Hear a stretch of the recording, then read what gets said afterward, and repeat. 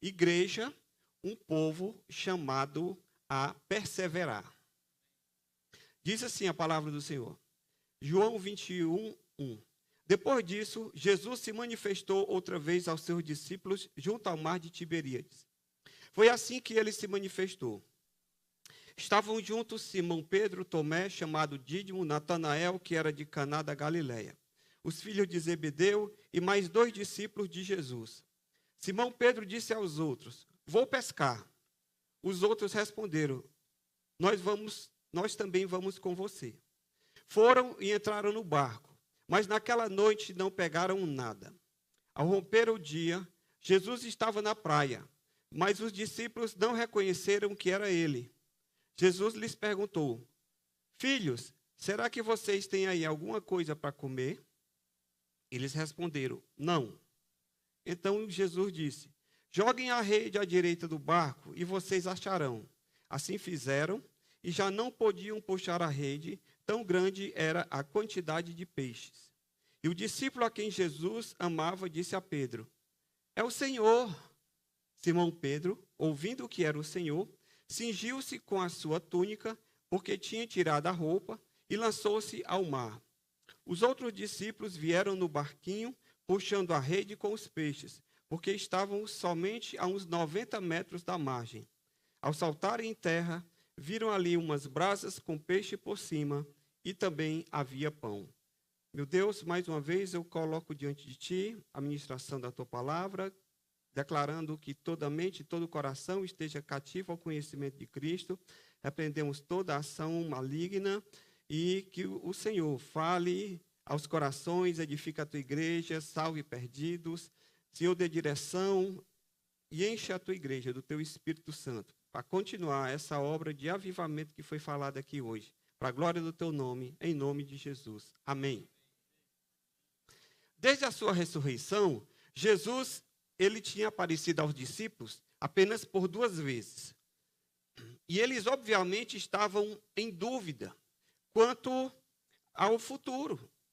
Afinal de contas, eles haviam passado 3 anos com Cristo e o desfecho daquela caminhada não tinha sido como alguns esperavam. Dizem que Judas Iscariotes, ele era do partido dos Zelotas, que era um partido mais radical, que queria libertar o povo de Israel do jugo romano com base na força, no poder da arma. E quando viu que Jesus não estava se propondo a isso, ele então o entregou e o traiu e o vendeu por 30 moedas. E o restante dos discípulos abandonou a Cristo, de forma que aquele desfecho daquela situação não tinha sido muito como aquilo que eles esperavam.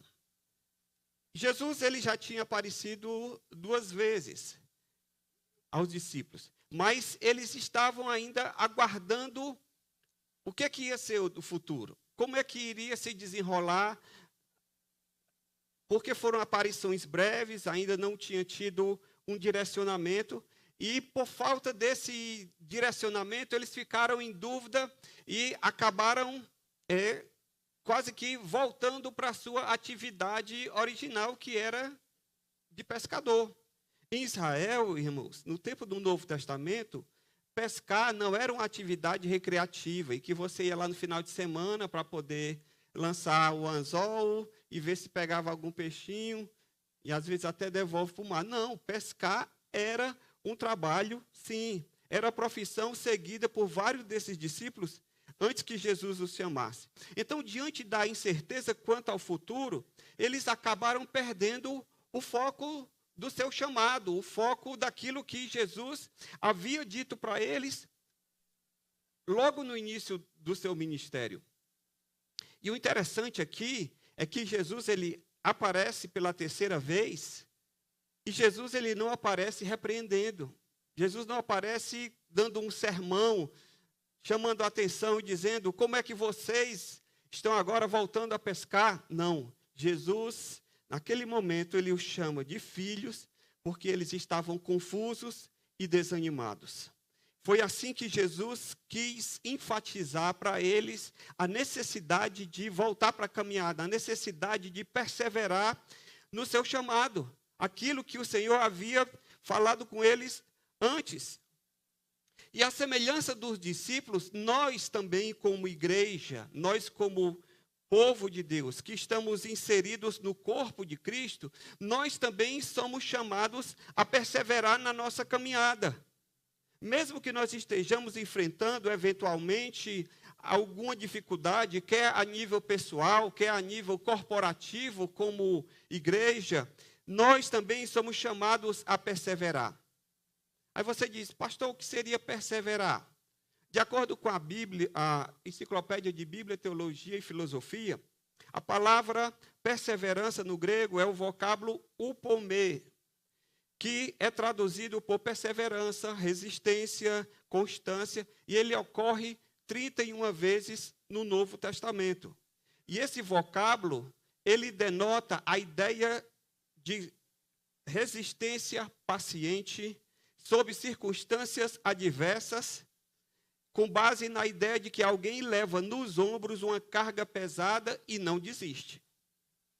Então, o que é perseverar? É você ter persistência, é você resistir, é você levar uma carga, ainda que esteja pesada, mas você não vai desistir. Por quê? Porque você tem uma esperança de um galardão e um prêmio no futuro. E você não vai largar da sua caminhada por causa da dificuldade momentânea e passageira. Amém?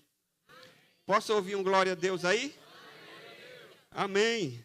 Então, isso posto, eu gostaria de analisar com você essa narrativa, essa história bíblica, esse momento que aconteceu, sob essa ótica de você perseverar. Pastor, por que que nós somos chamados a perseverar na nossa caminhada enquanto igreja? Primeiro, nós somos chamados a perseverar, porque se nós não perseverarmos, nós voltamos às velhas práticas. Quando você não persevera, você tem a tendência de voltar às velhas práticas. Acompanhe comigo no versículo 3 que nós lemos. Simão disse aos outros, vou pescar. Pedro era inicialmente o quê? Pescador. E agora, perdendo o foco, perdendo a visão do seu chamado e do seu propósito, o que é que ele diz? Vou voltar a pescar. E Jesus, lá em Lucas 5,10, tinha dito que agora ele seria pescador de homens e não mais de peixes. Mas, em virtude da dificuldade, em virtude da falta de direcionamento, da falta de visão de futuro, ele acabou voltando para a velha prática. Querido, deixa eu lhe dizer uma coisa. A vida cristã é semelhante a andar de bicicleta. Quando a gente para, o que é que acontece? A gente se desequilibra e cai. Se você parar, você tem uma tendência de se desequilibrar e acabar caindo. Porque, afinal de contas, nem todo mundo aqui trabalha em circo. No circo, você para a bicicleta e fica lá o dia todo, só. Aqui não. Se você parar, quando eu estou andando de bicicleta, se eu parar, eu já fico logo aqui todo me segurando para eu não cair. Por quê? Porque a bicicleta foi feita para andar, não foi feita para ficar parada. Nós, como cristãos, nós fomos chamados para andar. Nós fomos chamados para avançar. Nós fomos chamados a ir adiante. Há uma carreira que nos está proposta. Amém? Então, eu quero lhe dizer o seguinte, você está enfrentando alguma dificuldade? A igreja está passando por um momento difícil? Está, mas eu quero lhe dizer, nós não fomos chamados a parar e a desistir. Nós fomos chamados a perseverar. Amém? Eu quero ouvir um glória a Deus aí de você. Amém. Aleluia. O apóstolo Paulo diz lá em 1 Coríntios 10:12. Por isso, aquele que pensa estar em pé, veja para que não caia. Você não pode desistir, do contrário, você perde o foco e você joga fora tudo aquilo que lhe foi dado. Se você pensar bem, a nossa infidelidade, a nossa letargia, ela nos desabilita para coisas maiores. O Senhor, ele diz lá na parábola das 10 minas o seguinte: declaro que a todo aquele que tem lhe será dado mais ainda, mas ao que não tem, até o que tem lhe será tirado. Se você desistir, se você parar, você perde até aquilo que você conquistou. Quem faz alguma atividade física, faça aí um teste. Você começa a fazer uma atividade física, aí começa a ganhar condicionamento, aí de repente acontece que você pega lá uma virose, uma gripe e você passa um mês parado. Quando você volta, parece que você nunca fez nada. Tem que começar do zero. Por quê? Porque você parou. Nós não somos dos que retrocedem. Nós somos daqueles que vão adiante. Amém? Glória a Deus. No momento que a igreja mais está precisando de você, você não vai jogar a toalha, você não vai abandonar o barco, você não vai pegar o beco, porque quem pega beco é bandido. Nós somos daqueles que vão na luz. Amém? Nós somos daqueles que vão para frente. Então, pastor Pedro, trinca os dentes aí e vamos adiante em nome de Jesus. Vai dar certo. Vai dar certo.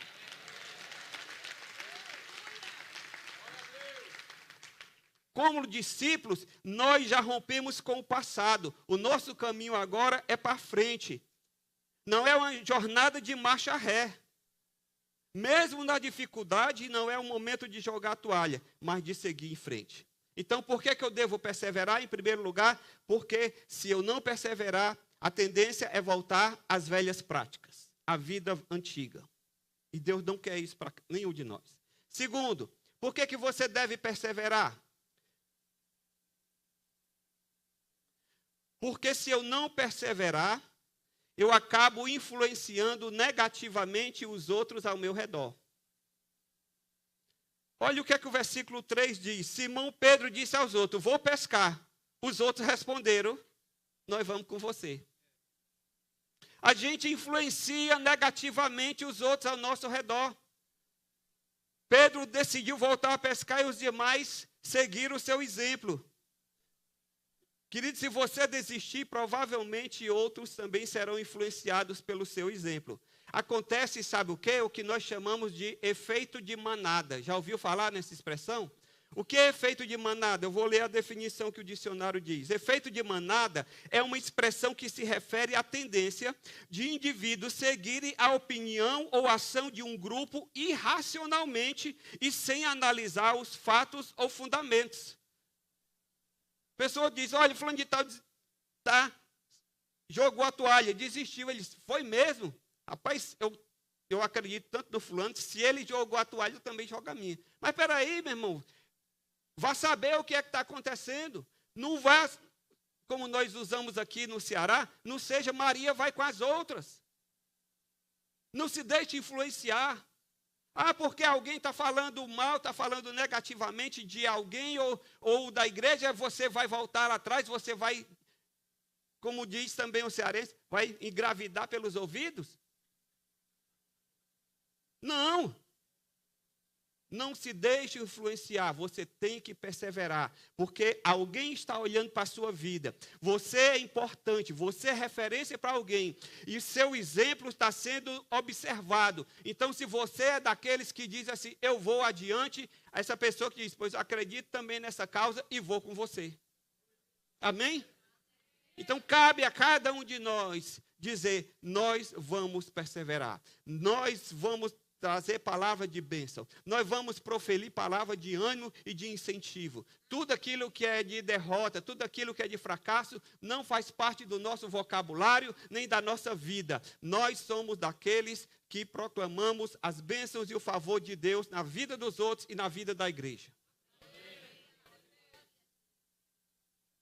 A semelhança de Abraão, você foi chamado para ser uma bênção e não uma pedra de tropeço. Então, a sua vida está sendo observada. Então, vigie. Para quê? Para que você possa deixar após você um legado de bênção que traga glória a Deus. Assim você não terá de que se arrepender e de que se envergonhar, nem no futuro e nem na eternidade. Terceiro, por que eu tenho que perseverar, pastor? Porque muitas vezes, quando eu não estou perseverando, por conta das dificuldades, eu tenho dificuldade em ver Deus no processo. Às vezes a luta está tão grande, a dificuldade está tão grande que eu estou passando, às vezes na minha vida pessoal ou até na própria igreja, que a gente tem dificuldade de ver onde é que Deus está nesse processo. Senhor, cadê o Senhor? Olha o que é que o versículo 4 diz.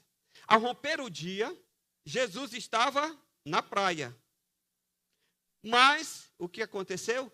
Os discípulos não o reconheceram. Os discípulos eles estavam voltando frustrados, pois mesmo tendo passado a noite inteira, eles não pegaram nada. Apesar de Jesus estar sendo visto por eles na praia, de imediato eles não reconhecem a pessoa de Jesus. O comentarista e pastor Hernandes Dias Lopes, ele diz o seguinte, com relação a esse fato: talvez pela escuridão da noite, que ainda não tinha sido de todo dissipada, ou talvez por causa de uma escuridão dos seus próprios olhos, que ainda não tinham sido plenamente removida. Por isso que eles não reconheceram a Jesus. E às vezes nós enfrentamos problemas e que a gente tem dificuldade de ver a presença de Deus no meio das nossas circunstâncias. Já aconteceu com você isso? Em que você olha assim e diz, meu Deus, onde é que o Senhor está? Tem misericórdia. Não estou conseguindo ver uma luz no fim do túnel, eu não estou conseguindo ver em que é que isso aqui vai dar. E aí você bota a mão na cabeça e diz, Senhor, onde estás? O salmista dizia muito isso, Senhor, até quando? Quanto tempo vai demorar para tu te levantares? E isso é normal. Por quê, irmãos? Porque nós somos seres limitados. Eu e você não temos conhecimento de todas as circunstâncias e das situações que nos cercam. Muitas vezes nós estamos vendo as coisas a partir de um ponto cego. Ou a situação é tão complexa que a gente não consegue analisar e ver todas as possibilidades de solução. Mas deixa eu lhe dizer, o Senhor está ali na praia. O fato de você não estar reconhecendo a presença dele não significa que ele não esteja ali. O Senhor está vendo a situação. Não são os seus olhos que vão impedir o agir de Deus. Não é a falta de discernimento, não é a sua falta de entendimento que vai deixar com que o Senhor deixe de agir. Não, ele está a par da situação. Mesmo que você não esteja percebendo tudo, o Senhor, ele está a par da situação. George Miller, um pastor, um missionário da Inglaterra que fundou um orfanato e sustentou crianças, e ele fez um propósito de nunca pedir ajuda a ninguém. E o Senhor milagrosamente supriu sempre aquele orfanato. E as crianças nunca deixaram de comer. E sabe o que foi que George Miller disse? Ele disse assim, se nossas circunstâncias nos encontrarem em Deus, nós encontraremos a Deus nas nossas circunstâncias. Se as minhas circunstâncias, quando vierem sobre mim, por mais difíceis que sejam, elas me encontrarem em Deus, eu posso ter certeza de que eu vou encontrar a Deus em meio a elas. Ainda que demore um pouco a perceber, mas o Senhor vai, a seu tempo, agir e fazer aquilo que é do seu propósito fazer. Amém? O que foi que aconteceu para eles perceberem que era Jesus? Quando João ouviu a voz, enquanto ele estava vendo só a imagem, ele não percebeu que era Jesus. Mas quando ele ouviu a voz do Senhor, foi que ele disse, Pedro, é o mestre, é o Senhor que está ali na praia. Interessante, irmãos, sabe quem reconheceu a voz de Jesus? Quem foi? João. Por quê? Porque era o mais próximo. Era aquele que colocou a cabeça no ombro de Jesus. Era o discípulo amado. Então, fica aqui a dica para nós. Você quer ouvir a voz de Deus e quer discernir a voz de Deus em meio à tribulação e tempestade e dificuldade? Se aproxime. Se aproxime. Fique mais próximo. Tenha mais comunhão. Tenha mais intimidade. Eu já falei uma vez aqui, eu acho, numa pregação, esse exemplo, mas eu vou repetir porque ele me veio à memória aqui. Diz que, certa vez, um casal de idoso estava dirigindo uma S10, uma D20. Pronto. D20, né? E eles estavam na boleia. Eita, eu não... E aí, o velhinho aqui dirigindo e a velhinha lá no outro canto aqui, perto da porta. E aí, eles andando aqui devagarzinho, no passo do gado, né? Aí passa o outro carro aqui por eles, um casal bem novinho, a mulher sentada praticamente no colo do motorista e o carro só. Porque o cara não conseguia nem controlar o carro. Aí, a velhinha olha para ele, para o marido dela, e diz, meu velho, tu lembra que também a gente já passou por isso? Que a gente também já foi assim, bem agarradinho com o outro. Sabe o que foi que ele disse? Minha filha, eu continuo no mesmo lugar, você que se afastou. Eu não posso soltar a direção. Moral da história, venha para cá que o aconchego tem. Amém? O Senhor está no mesmo lugar. Você precisa voltar. Você precisa vir. Você precisa para poder ouvir a voz de Deus. Está difícil? Continue perseverando. Sabe por quê? Porque no momento certo o Senhor falará e a sua voz vai dar a direção para você. Na Bíblia, irmãos, muitos homens de Deus iniciaram os seus ministérios após um tempo de dificuldade. Abraão foi pai de Isaac após 25 anos de espera. Não foi 25 dias, 25 meses, 25 anos. Moisés foi usado por Deus para libertar o povo após 40 anos estando no deserto, comendo poeira e sal quente numa moleira. Jonas foi pregar em Nínive após passar 3 dias no ventre do grande peixe. Jesus iniciou seu ministério após um período de 40 dias de jejum e de tentação no deserto. João recebeu a revelação do Apocalipse quando estava exilado na ilha de Patmos. Paulo iniciou seu ministério após um tempo de cegueira. As coisas de Deus não são assim, não. Deus trabalha com processos. Deus não trabalha com atalhos. Deus trabalha com processos. Então, se submeta ao processo de Deus, que as coisas vão dar certo para você. Amém? Thomas Brooks, ele diz o seguinte, os santos têm a sua época de inverno. Todos nós temos a nossa época de inverno. Tempo nublado, e céu escuro, frio. Ainda bem que aqui a gente não tem neve, né? Porque quando tem neve, cai a neve, ninguém nem sai de casa consegue, porque a porta não abre. O carro fica cheio de neve, é uma complicação. Todos nós temos o nosso tempo de neve. Nenhum de nós aqui vive sempre em céu de brigadeiro. Sabe o que é céu de brigadeiro? Quem não sabe o que é céu de brigadeiro? Céu de brigadeiro é aquele céu que o piloto, brigadeiro, né, é o da aeronáutica, aquele comandante lá da aeronáutica. Céu de brigadeiro é quando ele vai voar e aquele céu está bem azul, solzão ensolarado. Ali não tem tempestade, ali não tem vento forte, ali não tem turbulência. Aquele voo ali vai ser tranquilo. A vida da gente é assim, todo mundo voando em céu de brigadeiro, é nada. Muitas vezes é raio. E você fica aqui, como diz o dia, matando um leão no dia e deixando o outro amarrado para o dia seguinte. É assim a vida. Faz parte. Mas eu quero lhe dizer o seguinte, você precisa perseverar. Jesus, ele foi transfigurado lá no alto do monte. Mas sabe quando é que ele nos transforma? É no vale. É lá no vale que ele nos transforma. Não é lá no alto do monte. A gente sobe no alto do monte, lá na Sabiaguaba, para orar. Mas onde é que ele transforma? É quando a gente desce. Então não permita que o aparente silêncio de Deus e a sua incapacidade momentânea de perceber a sua presença em meio à sua dificuldade façam você retroceder e desanimar. Amém?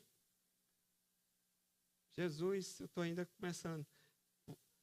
Quarto, por que eu tenho que perseverar, pastor? Eu tenho que perseverar porque a gente percebe que o nosso modo de viver antigo, ele já não é mais compatível com a nossa vida nova. O modo de viver antigo seu, meu querido, já não é mais compatível com a vida nova. Olha o que é que o texto diz lá no versículo 3 de João 21. Pedro disse, vou pescar. Os outros disseram, nós vamos também. E foram, entraram no barco, e o que foi que aconteceu? Não pegaram nada.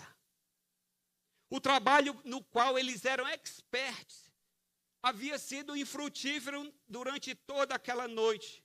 E sabe o que é que o Senhor queria ensinar para eles por meio dessa experiência? É que a partir do chamado de Deus, eles teriam que seguir um outro rumo. Não adianta querer voltar atrás, porque aquela vida velha, aquela roupa velha, ela já não cabe mais em você. Do velho homem, ela não é mais para você. Sabe quando você tem uma roupa que você passa anos sem usar e que você vai vestir, você diz, isso aqui já foi meu mesmo?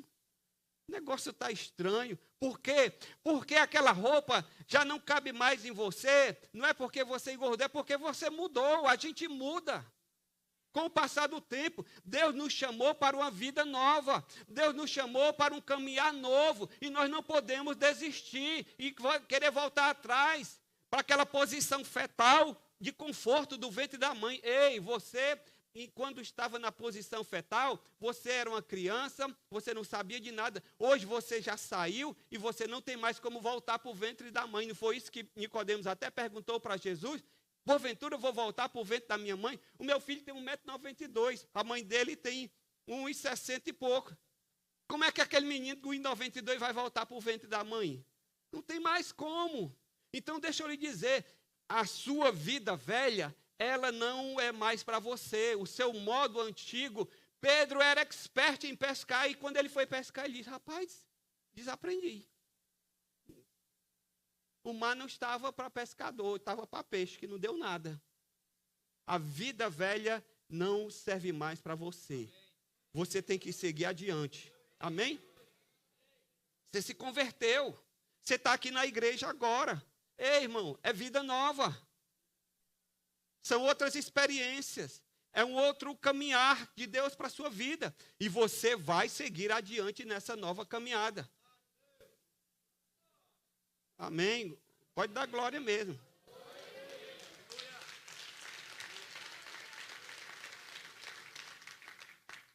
Às vezes, tem alguma coisa aqui na igreja que não está lhe agradando? Pode ter. Mas deixa eu lhe dizer. Se você for para qualquer outro lugar, tem 10 que não vão lhe agradar.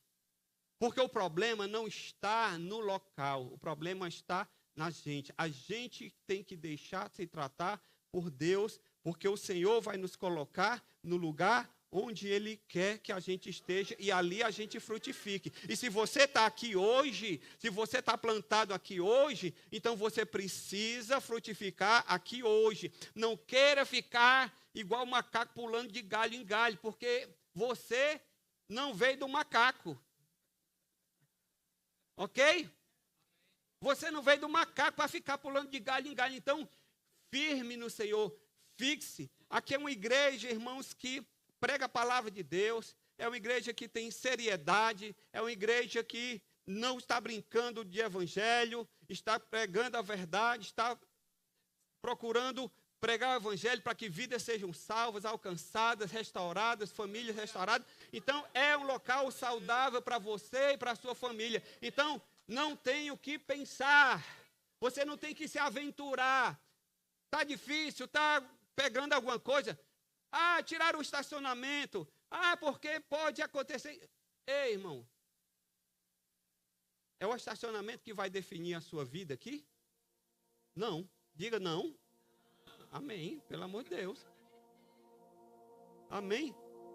Agradeça a Deus porque você tem um carro e a rua está aí. Chega mais cedo.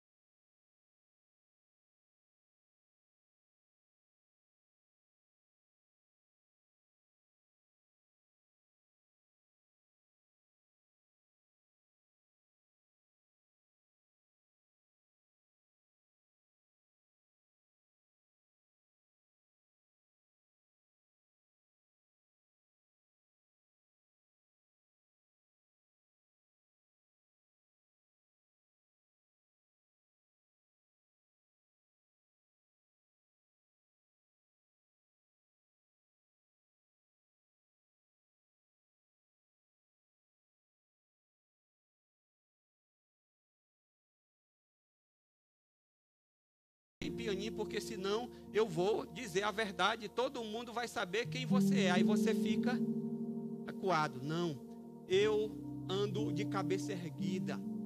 Já pastoreei a igreja, pessoas saíram, pessoas entraram, e eu encontro com elas na rua e eu olho no olho. Sabe por quê? Porque eu não devo nada.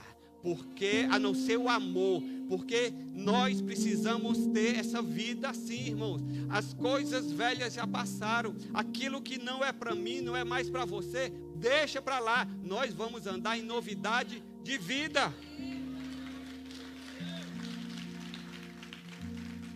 Por que eu tenho que perseverar? Eu vou ter que pular uns pontos aqui. Deixar para a segunda parte. Por fim, para a gente encerrar por hoje, eu tenho que perseverar, porque o Senhor, Ele nos mostra a nossa inutilidade sem Ele. Sem Deus, você e nada é a mesma coisa. Versículo 5, Jesus lhe perguntou: filhos, será que vocês têm alguma coisa para comer aí?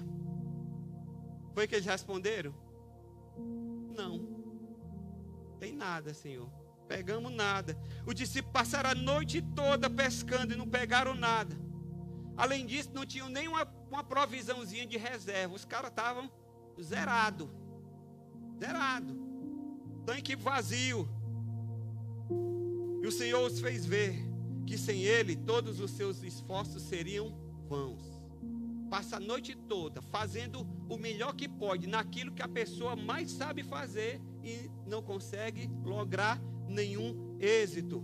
Isso foi importante para eles perceberem, sabe o quê? E aprenderem uma verdade que seria necessário eles terem em mente a partir dali, porque a partir dali, mais na frente, Jesus, aqui nesse mesmo momento, Jesus vai chamar Pedro novamente para o ministério. Pedro havia negado Jesus 3 vezes, lembra? E Jesus vai perguntar 3 vezes aqui: Pedro, tu me amas? Pedro, tu me amas mais do que a estes?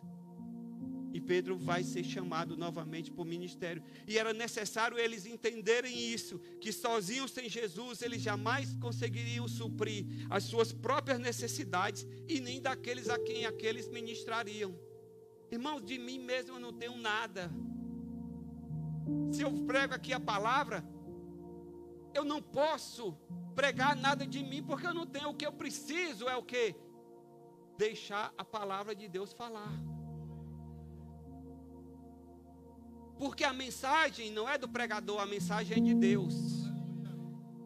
É a palavra de Deus. Nós precisamos ler o texto, explicar o texto e aplicar o texto. Se não fizermos isso, nós não pregamos. A gente fica no enrolation e dá um grito aqui e faz outro ali e tal, e imposta a voz, e você vai ficar aí, glória a Deus. Aí quando você termina a pregação, como é que foi lá? Foi uma bênção. Mas o que foi que ele disse? Foi uma bênção. E não fica nada. Deixa eu lhe dizer uma coisa: sem Deus nós não somos nada. Deus sem você, Ele continua sendo Deus. Agora, você sem Deus, o que é que você é? Nada. Salmo capítulo 8. Capítulo não, porque Salmo não tem capítulo, Salmo é número. Salmo 8, versículo 3. Quando contemplo os céus, obra dos teus dedos, e a lua e as estrelas que estabeleceste, falando de Deus, o salmista falando para Deus: Senhor, quando eu olho o céu, a grandeza. Aí eu pergunto, versículo 4, que é o homem para que dele se lembre? E o filho do homem para que os visite? Salmo 103, versículo 5. Quanto ao ser humano, os seus dias são como a relva, como a flor do campo, assim ele floresce. Versículo 16. Mas soprando nela o vento, desaparece e já não se conhece mais o seu lugar daí adiante. Nós somos passageiros, irmão. Você está aqui, uma pessoa está aqui e vai atravessar a avenida e não olha direito, às vezes aquela via de mão dupla, olha para um lado, não olha para o outro, e vem um carro e atropela, e já foi, e não tem mais jeito.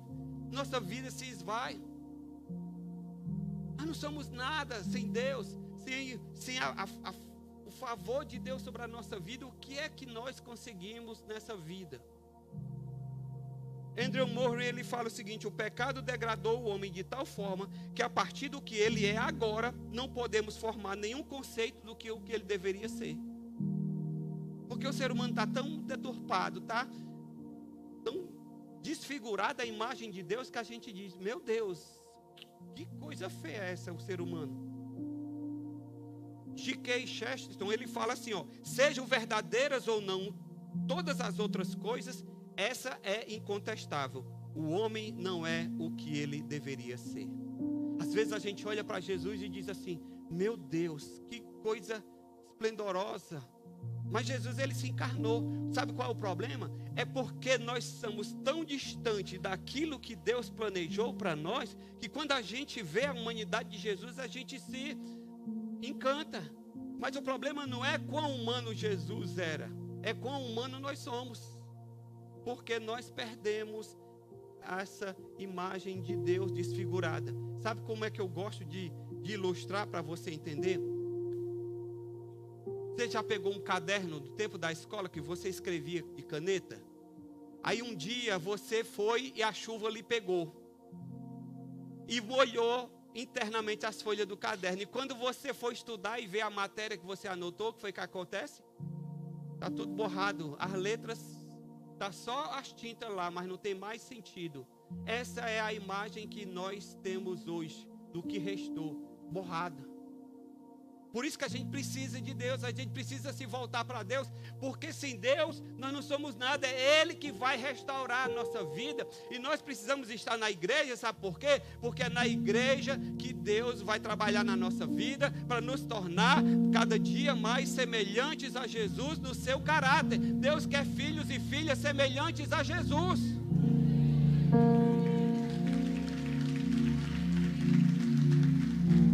E se você ficar só lá na sua casa, querendo andar só. É porque aqui na Bíblia eu aprendi que igreja não é prédio. Eu sou igreja. Ei, você não é igreja. Peraí, pastor, peraí. Como assim eu não sou igreja? Não. Você é membro do corpo de Cristo. E o corpo de Cristo é a igreja. Você é um membro, mas você não é a igreja. Então você precisa de outros membros. Imagine a minha mão sozinha ali, solta. Ela vai fazer alguma coisa fora do corpo? Não. Ela só tem funcionalidade se ela estiver no corpo. Eu e você precisamos estar congregando. É por isso que Hebreus diz, não deixemos de congregar como é costume de alguns. Então você precisa estar no corpo. Quando a gente diz existem coisas que só acontecem na igreja, não é porque a gente quer que você esteja aqui para fazer número, é porque a gente sabe que quando você estiver aqui, você vai ser exposto à palavra de Deus, e sendo exposto à palavra de Deus, a sua vida vai ser mudada. Vamos ficar de pé na presença do Senhor.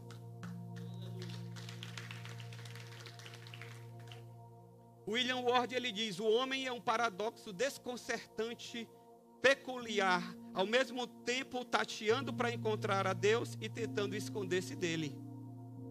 Não é assim? A religião é a busca de tatear e procurar Deus. E ao mesmo tempo a gente vive tentando se esconder de Deus, fugindo da presença do Senhor. É um paradoxo.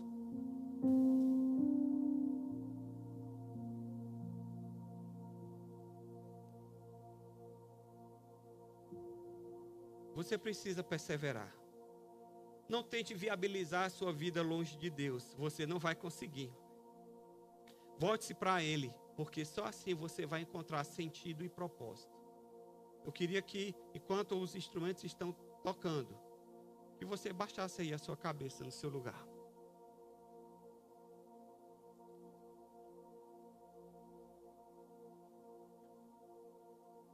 Se a palavra do Senhor ela falou ao seu coração nessa noite, você precisa sair daqui com uma decisão no seu coração. Alguns aqui vão ter que tomar a decisão de entregar a vida a Jesus. Dizer, eu estou vivendo longe de Deus e eu quero hoje, dessa noite, me voltar para Deus. Se há alguém aqui que nessa noite ainda não teve uma experiência de salvação, dê um sinal aí com a sua mão, acende a luz aí atrás para eu poder enxergar, que eu não estou vendo nada. Por favor, mídia, acende a luz aí atrás. Dê um sinal com a sua mão, você diz, pastor, ore por mim, eu quero entregar minha vida a Jesus nessa noite. Eu quero seguir a Cristo. E aí eu quero orar por você. E eu quero orar por você também, que já é da igreja. E você está aqui pensando, talvez, em desistir, por causa da sua dificuldade, ou por causa de alguma dificuldade que você tem ouvido aí nos corredores em relação à igreja, mas nessa noite o Senhor diz para você: ei, você pode não estar vendo, mas você precisa ouvir para reconhecer que eu estou presente. O Senhor está presente. E eu quero orar e conclamar você a vir aqui e dizer: Senhor, eu sou dos que perseveram, conta comigo, conta com a minha vida. Eu quero estar bem na frente, eu quero estar na luta. Eu não vou ser daqueles que se acovardam e retrocedem. Os pastores aqui não vão retroceder, amém, pastores? Nós não vamos retroceder. E você não vai retroceder também, porque o Senhor chamou você para a linha de frente. Então, enquanto os instrumentos estão tocando, vem aqui à frente que eu quero orar por você. Está difícil, está complicado, mas nós vamos orar porque Jesus está neste local.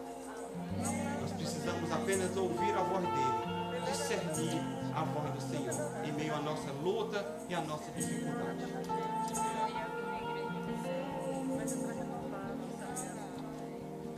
Confiando em nosso Deus e em seu eterno amor, seremos abalados, seremos abalados. Pode vir. Amém.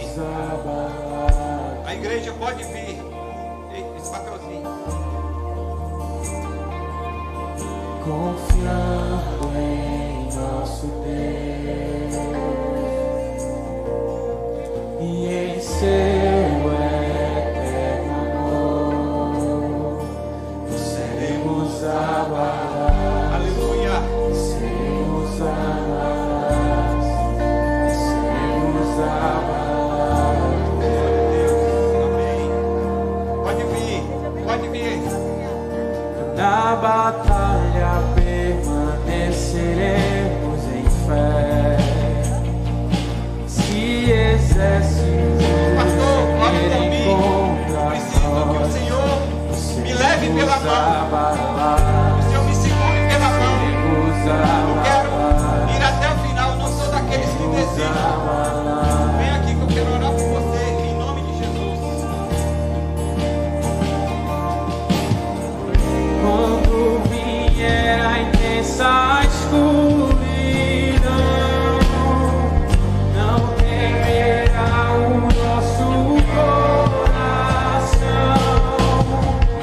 A esperança nasce com a luz. Deus é por nós, Ele é o vencedor. Levante suas mãos e declare confiando.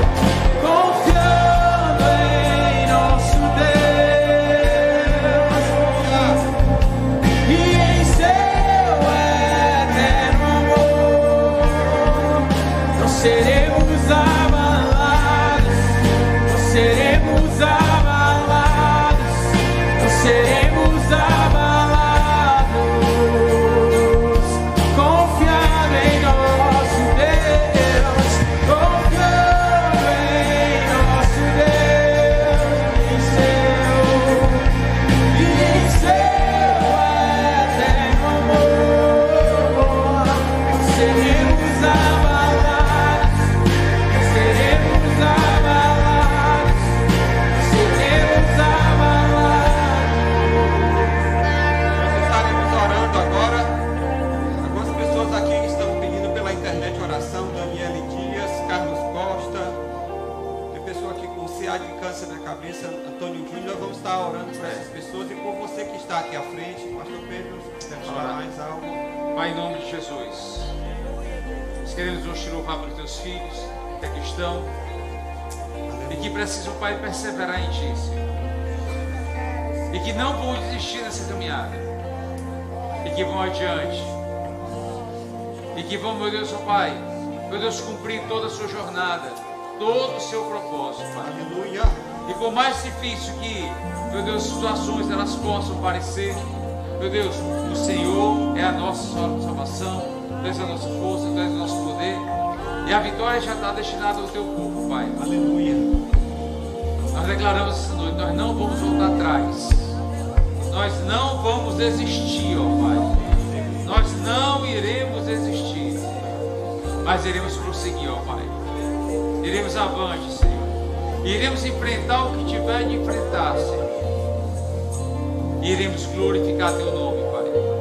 No meio de toda batalha, no meio de toda dificuldade, nós iremos glorificar o teu nome, Senhor.